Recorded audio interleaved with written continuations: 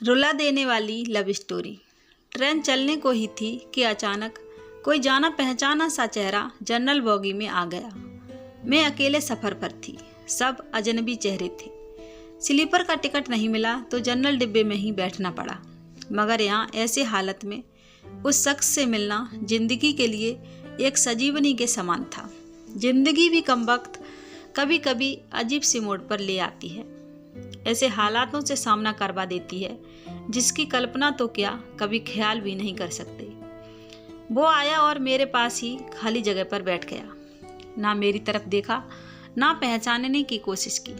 कुछ इंच की दूरी बनाकर चुपचाप पास आकर बैठ गया। बाहर सावन की रिमझिम लगी थी, इस कारण वो कुछ भीग गया था। मैंने कनखियों से नज़र बचाकर उसे देखा। उम्र के इस मोड़ पर भी कमबख्त वैसा का वैसा ही था। हाँ, कुछ भारी हो गया था, मगर इतना ज़्यादा भी नहीं। फिर उसने जेब से चश्मा निकाला और मोबाइल में लग गया। चश्मा देखकर मुझे कुछ आश्चर्य हुआ। उम्र का यही एक निशान उस पर नज़र आया था कि आंखों पर चश्मा चढ़ गया था। चेहरे पर और सर पर मैंने सफ़ेद बाल खोजने की कोशिश की, मगर मुझे नहीं दिखे।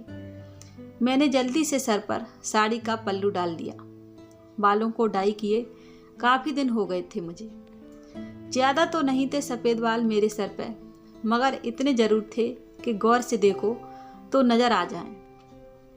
मैं उठकर वॉशरूम गई, हैंडबैग से फेस वॉश निकाला, चेहरे को ढंग से धोया, फिर शीशे में चेहरे को गौर से देखा। पसंद तो नहीं आया, मगर अजीब सा मुँह बनाकर मैंने शीशा वापस बैग में डाला और वापस अपनी जगह पर आ गई। मगर वो साहब तो खिड़की की तरफ से मेरा बैग सरकाकर खुद खिड़की के पास बैठ गए थे। मुझे पूरी तरह देखा भी नहीं, बस बिना देखे ही कहा सॉरी। भागकर चढ़ा तो पसीना आ गया था, थोड़ा सूख जाए फिर अपनी जगह पर बैठ जाऊंगा। फिर वह अपने मोबाइल में लग गया। मेरी इच्छा जानने की कोशिश भी नहीं की। उसकी यही बात हमेशा मुझे बुरी लगती थी। फिर भी ना जाने उसमें ऐसा क्या था कि आज तक मैंने उसे नहीं भुलाया। एक वो था कि 10 सालों में ही भूल गया। मैंने सोचा शायद अभी तक गौर नहीं किया, पहचान लेगा। थोड़ी मोटी हो गई हूँ इसलिए नहीं पहचाना। मैं उदास हो गई। जिस शख्स को जीवन में कभी भुला ही नहीं पाई, उसको मेरा चेहरा ही याद नहीं। माना कि ये औरतें और लड़कियों को ताड़ने की इसकी आदत नहीं, मगर पहचानने की भी नहीं। शादीशुदा है, मैं भी शादीशुदा हूँ। जानती थी इसके साथ रहना मुश्किल है, मगर इसका मतलब यह तो नहीं कि अपने ख्यालों को, अपने सपनों को जीना छोड़ दूँ। एक तमन्ना थी कि कुछ पल खुल के उसके साथ गुजारूँ। माहौल दोस्ताना ही हो, मगर हो तो सही। आज वही शख्स पास बैठा था जिसे स्कूल टाइम से मैंने दिल में बसा रखा था। सोशल मीडिया पर उसके सारे अकाउंट चोरी छुपे देखा करती थी। उसकी हर कविता, हर शायरी में खुद को खोजा करती थी। वह तो आज पहचान ही नहीं रहा। माना कि हम लोगों में कभी प्यार की पींगें नहीं चली, ना कभी इजहार हुआ। हाँ, वो हमेशा मेरी केयर करता था और मैं उसकी केयर करती थी। कॉलेज छूटा तो मेरी शादी हो गई और वो फौज में चला गया। फिर उसकी शादी हुई। जब भी गांव गई उसकी सारी खबर ले आती थी। बस ऐसे ही जिंदगी गुजर गई। आधे घंटे से ऊपर हो गया। वो आराम से खिड़की के पास बैठा मोबाइल में लगा था। देखना तो दूर, चेहरा भी ऊपर नहीं किया। मैं कभी मोबाइल में देखती, कभी उसकी तरफ। सोशल मीडिया पर उसके अकाउंट खोलकर देखे, तस्वीर मिलाई, वही था, पक्का वही। कोई शक नहीं था। वैसे भी हम महिलाएं पहचानने में कभी भी धोखा नहीं खा सकती। 20 साल बाद भी सिर्फ आंखों से पहचान लें। फिर और कुछ वक्त गुजरा। माहौल वैसा का वैसा था। मैं बस पहलू बदलती रही। फिर अचानक टीटी आ गया। सबसे टिकट पूछ रहा था। मैंने अपना टिकट दिखा दिया। उससे पूछा तो उसने कहा नहीं है। टीटी बोला फाइन लगेगा। वह बोला लगा दो। टीटी कहाँ का टिकट बनाऊं? उसने जल्दी से जवाब नहीं दिया। मेरी तरफ देखने लगा। मैं कुछ समझी नहीं। उसने मेरे हाथ में थमी टिकट को गौर से देखा, फिर टीटी से बोला, कानपुर। टीटी ने कानपुर की टिकट बना कर दी और पैसे लेकर चला गया। वह फिर से मोबाइल में तल्लीन हो गया। आखिर मुझसे रहा नहीं गया। मैंने पूछ ही लिया, कानपुर में कहाँ रहते हो? वह मोबाइल में नजरें गड़ाए हुए ही बोला, कहीं नहीं। वह चुप हो गया तो मैं फिर बोली, किसी काम से जा रहे हो? वह बोला, हाँ। अब मैं चुप हो गई।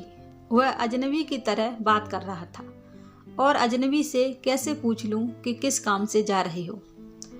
कुछ देर चुप रहने के बाद फिर मैंने पूछ ही लिया, वहाँ शायद आप नौकरी करते हो?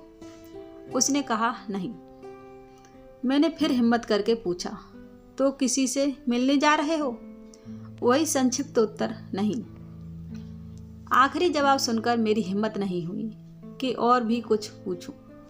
अजीब आदमी था, बिना काम सफर कर रहा था। मैं मुंह फेर कर अपने मोबाइल में लग गई।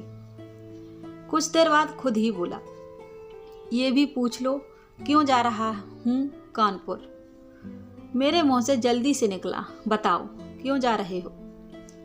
फिर अपने ही उतावलेपन पर मुझे शर्म सी आ गई।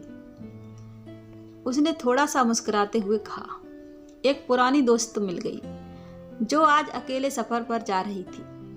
फौजी आदमी हूँ, सुरक्षा करना मेरा कर्तव्य है, अकेले कैसे जाने देता, इसीलिए उसे कानपुर तक छोड़ने जा रहा हूँ। इतना सुनकर मेरा दिल जोर से धड़का।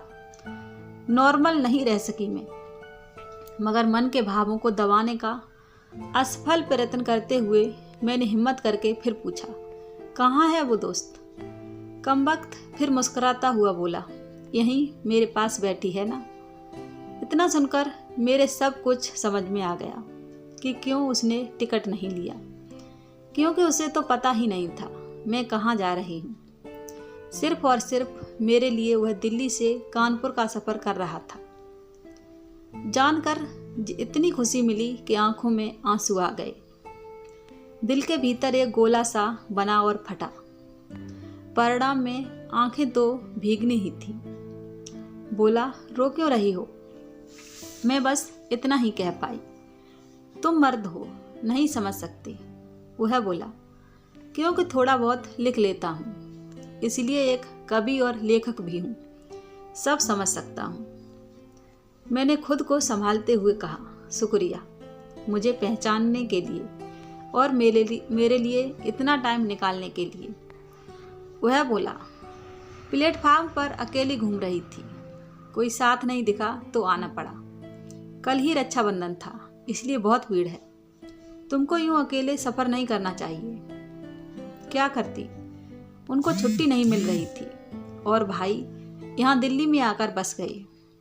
राखी बांधने तो आना ही था। मैंने मजबूरी बताई। ऐसे भाइयों को राखी बांधने आई हो जिनको ये भी फिक्र नहीं कि बहन इतना लंबा सफ़र अकेले कैसे करेगी।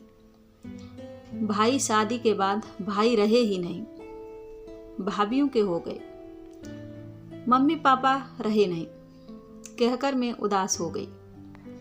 वह फिर बोला, तो पति को तो समझना चाहिए, उनकी बहुत बिजी लाइफ है, मैं ज़्यादा डिस्टर्ब नहीं करती और आजकल इतना खतरा नहीं रहा, कर लेती हूँ मैं अकेले सफ़र। तुम अपनी सुनाओ, कैसे हो? अच्छा हूँ, कट रही है जिंदगी। मेरी याद आती थी क्या? मैंने हिम्मत करके पूछा। वो चुप हो गया, कुछ नहीं बोला तो मैं फिर बोली, सॉरी, यूं ही पूछ लिया। अब तो परिपक्व हो गए हैं, कर सकते हैं ऐसी बात। उसने शर्ट की बाजू की बटन खोलकर हाथ में पहना वो तांबे का कड़ा दिखाया जो मैंने ही फ्रेंडशिप डे पर उसे दिया था। बोला, याद तो नहीं आती पर कमबख्त ये तेरी याद दिला देता था। कड़ा देखकर दिल को बहुत सुकून मिला। मैं बोली, कभी संपर्क क्यों नहीं किया? वह बोला, डिस्टर्ब नहीं करना चाहता था, तुम्हारी अपनी ज़िंदगी है और मेरी अपनी ज़िंदगी है। मैंने डरते डरते पूछा, तुम्हें छू लूं? वह बोला, पाप नहीं लगेगा? मैं बोली, नहीं, छूने से नहीं लगता। और फिर मैं कानपुर तक उसका हाथ पकड़कर बैठी रही। बहुत सी बातें हुई। जिंदगी का एक ऐसा यादगार दिन था जिसे आखिरी सांस तक नहीं भुला पाऊंगी। वह मुझे सुरक्षित घर छोड़कर गया, रुका नहीं, बाहर से ही चला गया। जम्मू थी उसकी ड्यूटी, चला गया। उसके बाद उसने कभी बात नहीं हुई, क्योंकि हम दोनों ने एक दूसरे के फ़ोन नंबर नहीं लिए। हालांकि हमारे बीच कभी भी नापाक कुछ भी नहीं हुआ, एक पवित्र सा रिश्ता था, मगर रिश्तों की गरिमा बनाए रखना जरूरी था। फिर ठीक 1 महीने बाद मैंने अखबार में पढ़ा कि वो देश के लिए शहीद हो गया। क्या गुजरी होगी मुझ पर, वर्णन नहीं कर सकती। उसके परिवार पर क्या गुजरी होगी, पता नहीं। लोक लाज के डर से मैं उसके अंतिम दर्शन भी नहीं कर सकी। आज उससे मिले 1 साल हो गया है। आज भी रक्षाबंधन का दूसरा दिन है। आज भी सफ़र कर रही हूँ, दिल्ली से कानपुर जा रही हूँ। जानबूझकर जनरल डिब्बे का टिकट लिया है मैंने। अकेली हूँ, न जाने दिल क्यों आस पाले बैठा है कि आज फिर आएगा और पसीना सुखाने के लिए उसी खिड़की के पास बैठेगा। एक सफ़र वो था जिसमें कोई हमसफ़र था, एक सफ़र आज है जिसमें उसकी यादें हमसफ़र हैं। बाकी ज़िंदगी का सफ़र जारी है। देखते हैं कौन मिलता है, कौन साथ छोड़ता है। उम्मीद करती हूँ आपको मेरी यह कहानी पसंद आई होगी। अगर कहानी पसंद आई हो तो हमें कमेंट में ज़रूर बताएं। वीडियो को लाइक करें, शेयर करें और हमारे चैनल को सब्सक्राइब करें। कहानी सुनने के लिए धन्यवाद।